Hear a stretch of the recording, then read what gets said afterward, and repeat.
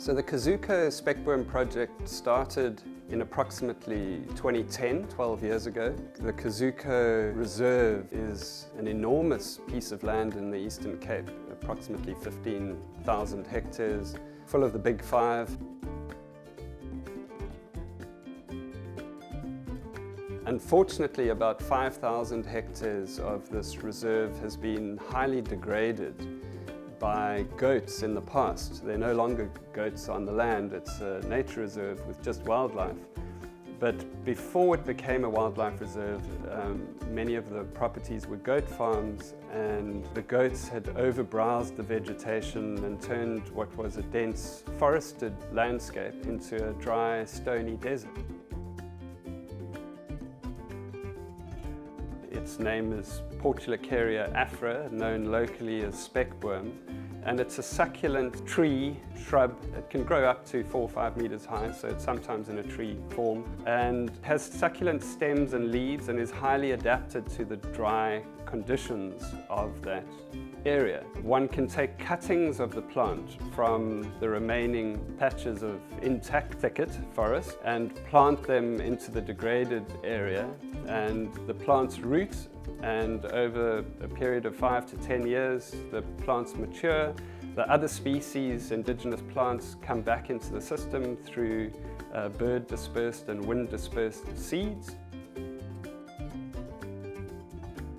The issue of a monoculture, planting one species, does often come up in discussions with academics, with landowners, with government officials, with funders. In the degraded system, the soil temperatures reach 70 degrees Celsius. And there's only one species that can manage that temperature, and that's spekboom. Once the spekboom's established, the soil temperatures drop to about 30 degrees Celsius in the full African sun heat, midsummer. And at that point, once the temperatures have dropped and the soil moisture levels are better, the other species can move in, and they move in naturally through bird dispersed means or wind dispersed seeds. And so you're setting the system on a path of natural ecosystem recovery by putting in the spekboom. The other important point to understand with regards to just planting spekboom is that in the natural ecosystem, spekboom dominates.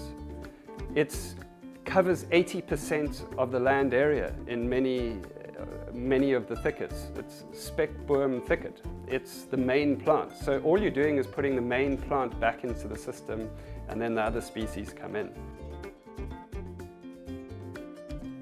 That's our current model. Set up a large nursery with seedling trays that you fill with a mix of sand and the local degraded forest soil.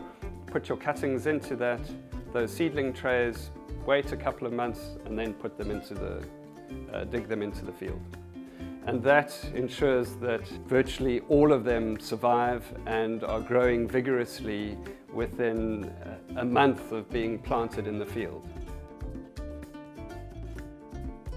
Getting the cuttings harvested with secateurs and loppers, putting them in the seedling trays and then digging them into the field is hard work and requires a lot of labor.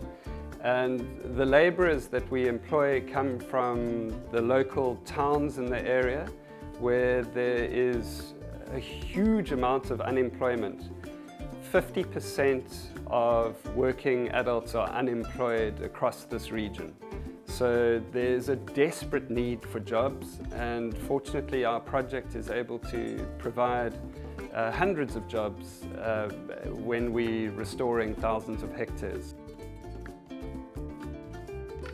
C4 Eco Solutions is a company that I founded 15 years ago, which focuses on designing climate change adaptation projects for United Nations agencies. We've worked in over 100 countries globally over the last 15 years, and many of the projects are ecological restoration projects or agricultural and water projects where we assist governments and local governments to implement projects that restore ecosystems, implement climate smart agriculture, and result in benefits for local communities as a result of improved ecosystem services coming out of the restored landscapes.